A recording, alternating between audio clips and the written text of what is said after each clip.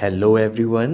आज के वीडियो में हम पढ़ेंगे हिस्ट्री का चैप्टर बाबर, हुमायूं एंड शेरशाह। हो सकता है कि जिस बुक का रेफरेंस मैं लेकर आपको पढ़ा रहा हूँ वो आपके बुक से डिफरेंट हो, तो आपको टेंशन नहीं लेना है। आप अगर पूरे लेक्चर को अच्छे से सुनोगे तो आपको हर एक बात समझ में आ जाएंगी, ठीक है।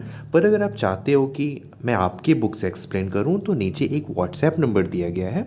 आप अपना बुक का पीडीएफ आप मुझसे वहाँ पर शेयर कर देना, तो मैं आपके लिए वीडियो बना दूंगा।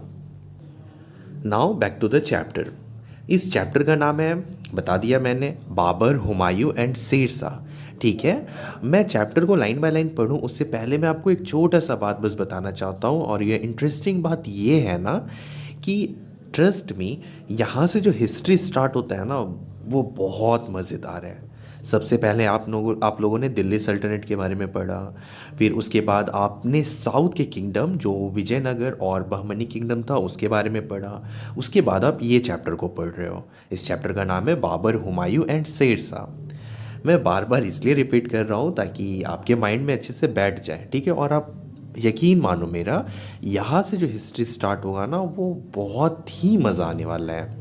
I can't express my self कि कितना मज़ा आने वाला है, क्योंकि ये अब मुग़ल का जो शासन है वो भारत पर आ गया। ये बाबर, हुमायूं जो है ना ये मुग़ल के रूलर्स हैं।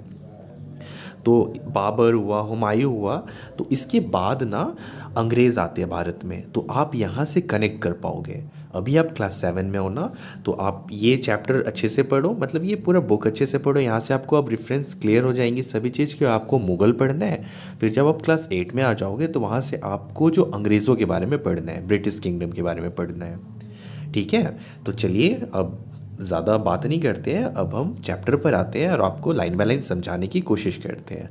आप ध्यान से पूरे वीडियो को देखना।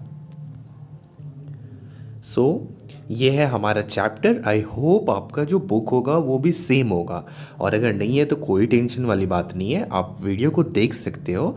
बट अगर आप बहुत ही ज़्यादा चाह रहे हो कि मैं आपकी बुक से एक्सप्लेन करूँ ना, तो नीचे जो व्हाट्सएप नंबर है आप चेक कर लें, मैं आपको वहाँ से एक्सप्लेन कर दूँगा। Now come to the chapter Babur, Humayun and Shershah, ठीक है। तो सबसे पहले आप ये हुमायूं को भी हटा दो और ये शेरशाह को भी हटा दो, आपको जानना ही नहीं है कि ये कौन है।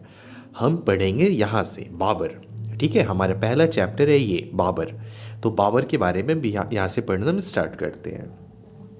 बाबर इन्वेजन्स, बाबर का आक्रमण। On the eve of Babur's invasion at the beginning of the 16th century Christ era, India was divided into numerous small kingdoms ruled by independent kings.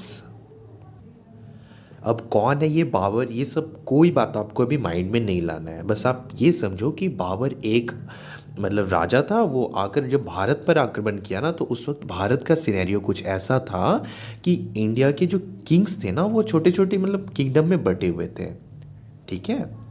The Delhi सल्तनत was dwindled in size and power and its control was confined to Delhi.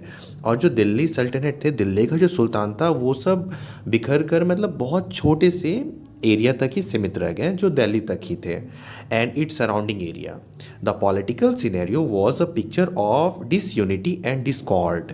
It was the perfect setting for an ambitious descendant of Amir Timur and Genghis Khan named Zahiruddin Mohammad Babur to conquer India। तो एक बात और यहाँ पे आप समझ लो कि जो बाबर जब इंडिया पर अटैक किया तो इंडिया में छोटे छोटे किंगडम्स में किंग्स बटे हुए थे जिनका साम्राज्य छोटे छोटे शहर था। और बाद में जो उस वक्त का दिल्ली था, वो उस वक्त दिल्ली सल्तनत हुआ करते थे, और दिल्ली सल्तनत जो था वो बहुत कमज़ोर हो चुका था, और जो पूरे इंडिया पर एक टाइम पर हुकूमत करता था वो अब दिल्ली और उसके आसपास के एरिया तक ही सीमित रह गए थे। और जो इंडिया के किंग थे ना वो आपस में एक दूसरे से नहीं जमता था, उन लोगों का आपस में मारधाड़ करते रहते थे, और डिसयूनिटी था, कोई आपस में मिलजुल कर नहीं रहते थे। क्लियर? आपको इंडिया कैसा था जब बाबर इन्वेड किया इंडिया में, तो ये समझ आ गया इंडिया का क्या सिनेरियो था, किस हाल में थे इंडिया। और जो बाबर था, एक बात बस जान लो कि वो ना बहुत ही ज़्यादा एम्बिशियस था। एम्बिशियस मतलब ज़िद्दी, जो चाहिए सो चाहिए। तो ये बहुत एम्बिशियस था। तो और इसने देखा कि इंडिया में तो पूरा पॉलिटिकल इनस्टेबिलिटी है, मतलब कुछ भी ढंग का नहीं है यहाँ पे, तो अब अटैक करने का बहुत अच्छा टाइम है इंडिया पे। और यहाँ पर एक बात लिखी गई है कि अमीर तैमूर और चंगेज़ खान, तो चंगेज़ खान और अमीर तैमूर कौन है, ये सब बात मैंने आपको दिल्ली सल्तनत में बता दिए थे। यहाँ पर मैं इसे डिस्क्राइब नहीं कर सकता। और बाबर जो थे ये इनके ही ख़ानदान से थे। और बाबर का जो नाम था वो था जहीरुद्दीन मोहम्मद बाबर। ठीक है, अब आप यहाँ नीचे इस चार्ट को देखो। रूलर्स ऑफ मुगल अम्पायर, यहाँ से बाबर जो है, एक मैंने बताया ना किंग था, उसके बाद उसका बेटा आया, उसके बाद इसका बेटा आया, उसके बाद इसका बेटा आया, उसके बाद ये आया, उसके बाद ये आया। और ऐसा नहीं है कि इसके बाद ख़त्म हो गया, इसके बाद और भी कमज़ोर शासक आए। ठीक है, उसके बाद अंग्रेज़ आया हमारे भारत में। तो आपके बुक में जो रेस्ट ऑफ द चैप्टर्स है ना, तो उसमें हम लोगों को इन्हीं लोगों के बारे में पढ़ना है। बट अभी हम लोग फोकस करते हैं सिर्फ बाबर पे, कि बाबर कौन था, बाबर कहाँ से आया, उसके बारे में अब हम लोग यहाँ से पढ़ना स्टार्ट करते हैं। Okay, Babur. Babur the founder of the Mughal empire, Mughal empire का फाउंडर था बाबर।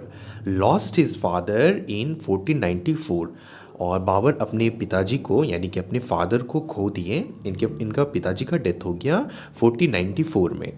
ही when he was only 11 years old, जब वो 11 साल के थे तभी। बाबर का एज था उस वक्त 11 साल का जब इसने अपने पापा को खो दिया। And became the ruler of a small principality in Central Asia called Fergana. और ये अपने जहाँ पर किंग थे इसके फादर, उस जगह का नाम था फरगाना, वहाँ के उसके बाद राजा बना Babur, which he inherited from his father, और ये विरासत में इनको मिला Fergana.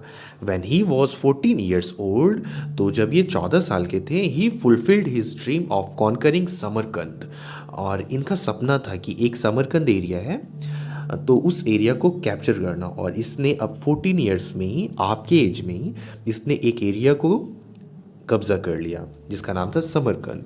With in a short period of time however he lost both Fergana and Samarkand and became homeless wanderer. पर कुछ ही समय तक ये कंट्रोल कर पाया इन दोनों जगह पर, और उसके बाद इसके अपने ही लोगों ने इसे घर से निकाल दिया और ये बन गया होमलेस वांडरर, मतलब इधर उधर आवारों की तरह घूमने वाला। But his extraordinary courage and determination helped him to overcome all the obstacles, and he eventually became the ruler of Kabul in 1504 Christ era. However, all his attempts to conquer Samarkand failed. देखो, जब मैंने आपको ये first paragraph पढ़ा रहा था तो उसमें मैंने बताया ना एम्बिशियस है, यहाँ लिखा हुआ है। एम्बिशियस का मतलब बताया मैंने आपको, ज़िद्दी। तो ये बहुत ज़्यादा ज़िद्दी था। किसी चीज़ को अगर चाहने किसी चीज़ को अगर ये चाहता था ना तो उसे वो हासिल करके ही मानता था। और इसने जब ये इधर उधर भटकने लगा तो इसका एक्स्ट्रा ऑर्डिनरी करेज, मतलब कि बहुत ज़्यादा साहस and determination, help him to overcome all the obstacles, सारे कठिनाइयों को छोड़कर इसने जीता काबुल। आज काबुल जो अफ़गानिस्तान का कैपिटल है, इसे वो जीता था 1504 में। However all his attempts to conquer Samarkand failed, पर जब फिर से वो समरकंद जीतने की चाहत रखी ना तो उसमें वो फेल्ड हो गया। इन 1522 क्राइस्ट एरा, यहाँ से ध्यान देना आप लोग, 1522 क्राइस्ट एरा में Daulat Khan Lodi invited Babur to invade India to help him overthrow Ibrahim Lodi. तो इब्राहिम लोदी और दौलत खान लोदी रिलेटिव था, ठीक है। और दौलत खान लोदी ना इब्राहिम लोदी को हरा नहीं पा रहा था। इब्राहिम लोदी कौन? इब्राहिम लोदी एक रूलर था जो इंडिया में रूल करता था, छोटा सा एरिया में रूल करता था। और इब्राहिम लोदी कैसा था? The cruel and unpopular Sultan of Delhi, बहुत क्रूअल था, बहुत ज़्यादा, और अनपॉपुलर सुल्तान, मतलब लोग चाहते नहीं थे इब्राहिम लोदी को। और दौलत खान लोदी इसको मारना चाह रहा था, पर वो मारने में सक्षम नहीं हो पा रहा था, मतलब पॉसिबल नहीं हो पा रहा था दौलत खान लोदी के लिए कि वो इब्राहिम लोदी को मार दे। इसके लिए ना वो हेल्प मांगा बाबर से जाके कि बाबर चलो मेरा मदद करना इब्राहिम लोदी को मारने में, उसके बाद जो होगा तुमको अपना तुम्हारा प्राइज़ दे देंगे तुमको। तो उसी वक्त ना बाबर का दिमाग पर ही बिजली जली और बाबर को लगा कि ये अच्छा टाइम है भारत पर अटैक करने का। ठीक है। तो it was the golden opportunity and Babur seized.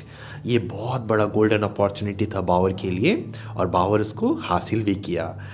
In 1524 Christ era with in 3 weeks of crossing the Indus, Indus एक नदी का नाम है, Babur became the master of the Punjab. Babur जो है पंजाब का मास्टर, मतलब कि वहाँ पर वो जीत हासिल कर लिया।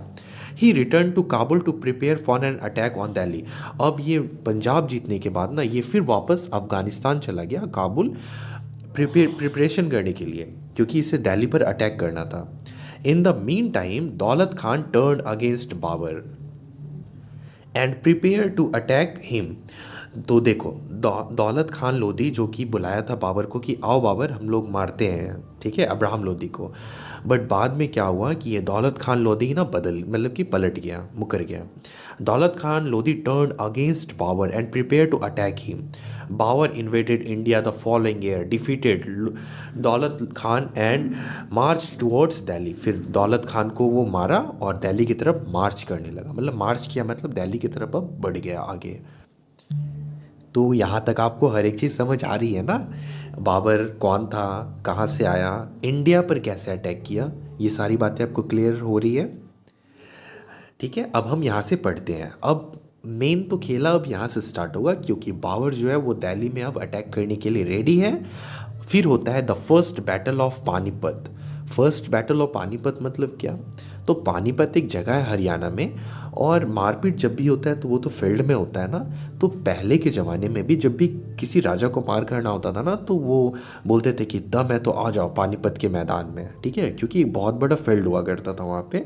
तो फर्स्ट बैटल ऑफ पानीपत, पहला लड़ाई पानीपत का हुआ, जिसमें कि Babur and Abraham Lodhi came face to face at Panipat in 1526। Abraham's large army was no match for Babar's small, disciplined and loyal army with its excellence, cleverly and fine artillery.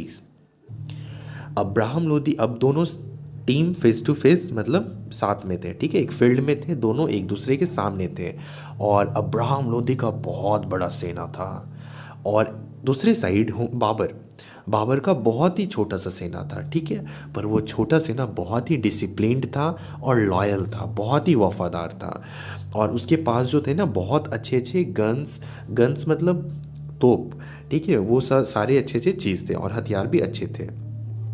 Babar was a born leader, Babur जो था वो बचपन से ही leader था, and an experience military general, और बहुत ही अच्छा ये सिपाहियों को ऑर्डर करना और युद्ध लड़ने का इसके पास आइडिया था, क्योंकि ये जब 14 ईयर्स का था तब जाकर इसने समरकंद जीत लिया। तो आप सोच लो कि यहाँ तक ये कितना शार्प और कितना इंटेलिजेंट होगा और कितना ज़्यादा इसके पास एक्सपीरियंस होगा। Babur was a born leader and an experienced military general. Within a few hours, Abraham's army was routed. By evening, Ibrahim and 15,000 of his soldiers lay dead on the battlefield. तो first battle of Panipat में बाबर ने इब्राहिम लोधी को हरा दिया। The following day Babur triumphantly entered Delhi, और फिर वो मतलब कि पूरा ढोल नगाड़े के साथ मतलब तूफान के जैसा वो दिल्ली में मार्च कर गया। Where he was proclaimed the emperor of Hindustan, जहाँ पर इसने घोषणा किया कि अब हम हिंदुस्तान के जो वो हैं एम्परर, मतलब हम यहाँ के अब शासक हैं हिंदुस्तान के। नाउ आई एम श्योर कि आपको थोड़ा थोड़ा झलक मिल रहा है कि क्या चल रहा था इंडिया में और बाबर कौन था, ये कितना एम्बिशियस था यानी कि ज़िद्दी था और कितना ब्रेव था। ठीक है, यहाँ तक आपको क्लियर हो गया। आपको ध्यान नहीं देना ये हुमायूं कौन था और ये शेरशाह कौन था।